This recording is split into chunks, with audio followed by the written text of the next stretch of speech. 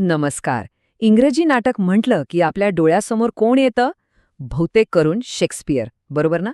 पण गंमत अशी आहे की या कलेची मुळं त्याहीपेक्षा खूप खूप खोलवर रुजलेली आहेत. अगदी चर्चच्या शांत वातावरणापासून. चला तर मग या स्रोताच्या आधारे इंग्रजी नाटकाचा हा हजारो वर्षांचा जबरदस्त प्रवास आपण पाहूया. अगदी धार्मिक विधींपासून ते थेट बंडखोर विचारांच्या आधुनिक मंचापर्यंत. किती नाट्यमय वागता. अरे, हे वाक्य आपण किती सहज वापरतो नाही का?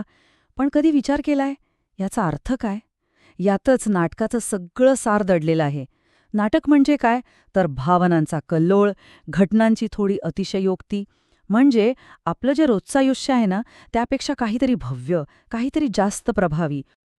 अच्छा, आता नाटकाचा आनंद घ्यायचा असेल तर प्रेक्षक आणि कलाकार यांच्यात एक एक प्रकारचा गुप्त करार असतो. तुम्ही बघा, रंगमंचावर एखादा हिरो कुजबुजतो, पण त्याचा आवाज शेवटच्या रांगेत बसलेल्या माणसालाही ऐकू येतो आणि आपण ते खरं मानतो, हो की नाही? याच जादुई कराराला सॅम्युअल टी कॉलरिज यांनी एक मस्त नाव दिलंय, विलिंग सस्पेन्शन ऑफ डिसबिलीफ. सोप्या भाषेत सांगायचं तर मनोरंजनासाठी आपण आपला अविश्वास, आपलं लॉजिक थोडा वेळ बाजूला ठेवतो. तर मग हे जे नाट्य आहे ते नक्की कशामुळे तयार होतं? म्हणजे कादंबरी किंवा कवितेपेक्षा नाटक इतकं वेगळं का असतं? चला जरा त्याच्या मुळाशी जाऊया, त्याचा DNA तपासूया. हे बघा, कादंबरी आपल्याला एक गोष्ट सांगते, कविता तीच गोष्ट ऐकवते, पण नाटक वेगळे. नाटक ती गोष्ट आपल्या डोळ्यांसमोर अक्षरशः जिवंत करतं. ते फक्त शब्दांचा खेळ नाहीये, त्यात कृती आहे, संवाद आहे आणि सगळ्यात महत्त्वाचं म्हणजे तो एक थेट अनुभव आहे. नाटक कागदावर नाही तर रंगमंचावर खऱ्या अर्थाने श्वास घेतं. बरं, मग एक जबरदस्त नाटक तयार करण्यासाठी नाटककाराकडे अशी कोणती साधनं असतात? त्याच्या टूलकिटमध्ये असं काय काय असतं? चला बघूया. तर हे आहेत ते 7 मुख्य घटक. कथानक म्हणजे गोष्टीत काय घडतं, पात्र म्हणजे ही गोष्ट कोणासोबत घडते, संवाद म्हणजे ते एकमेकांशी काय बोलतात, आणि हो, या सगळ्याला पुढे नेणारा संघर्ष. हे सगळे घटक जेव्हा एकत्र येतात तेव्हा एक प्रभावी नाट्यानुभव तयार होतो. पण थांबा, या सगळ्या घटकांमध्ये एक घटक असा आहे की ज्याच्याशिवाय नाटक होऊच शकत नाही. तो घटक म्हणजे संघर्ष. हो, संघर्ष. असं म्हणतात की संघर्ष हा नाटकाचा आत्मा आहे, त्याच्या कथेला पुढे ढकलणारं इंजिन आहे. आता तुम्ही म्हणाल, संघर्ष इतका महत्वाचा का?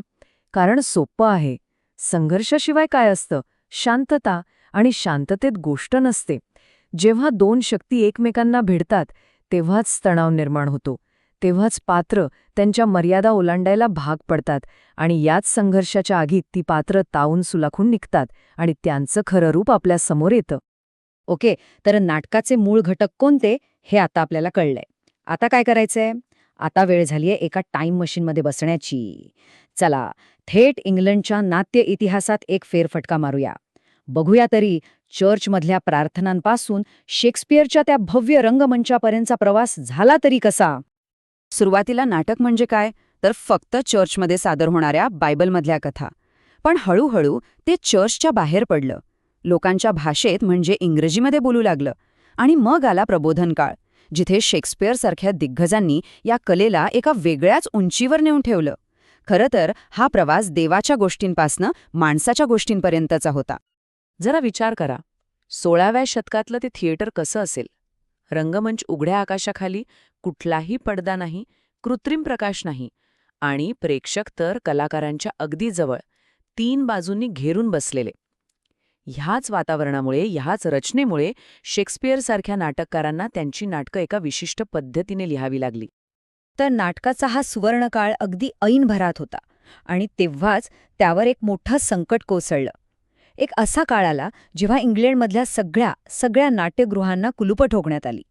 आणि मग या अंधारानंतर जेव्हा रंगमंचावर पुन्हा प्रकाश पडला ना, तेव्हा नाटकाचा चेहराच पूर्णपणे बदलून गेला होता. तो काळ होता 1642 ते 1660, तब्बल 18 वर्ष. या काळात प्युरिटन राजवटीने नाटक हे अनैतिक आहे असे जाहीर केलं आणि सगळी नाट्यगृह बंद करून टाकली. एलिझाबेथन युगाच्या त्या भव्य परंपरेवर जणू एका क्षणात पडदा पडला. बरं, मग जेव्हा ही नाट्यगृह परत उघडली तेव्हा सुरुवातीला आली ती राजेशाही थाटाची, उच्चभ्रू लोकांची विनोदी नाटकं. पण 19व्या शतकात हे सगळं चित्रच पालटलं. हेनरिक इब्सन आणि जॉर्ज बर्नार्ड शॉ सारखे नाटककार पुढे आले आणि त्यांनी एक मूलभूत प्रश्न विचारला. नाटक फक्त मनोरंजनासाठीच का असावं?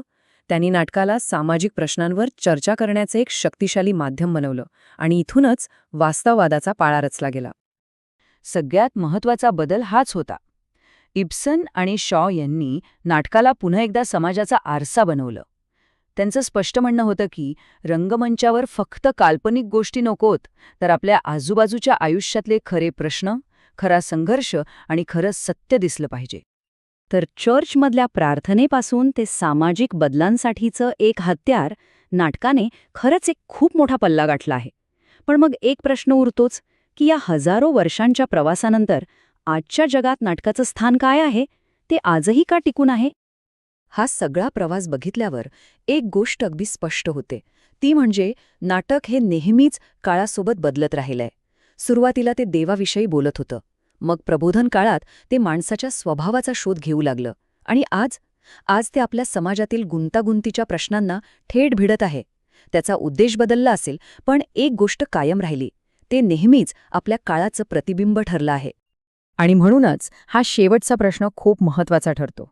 जर नाटक खरंच समाजाचा आरसा असेल, तर विचार करा, आपल्या काळातली नाटकं, आजची नाटकं आपल्याबद्दल, आपल्या समाजाबद्दल, भविष्याला काय सांगतील?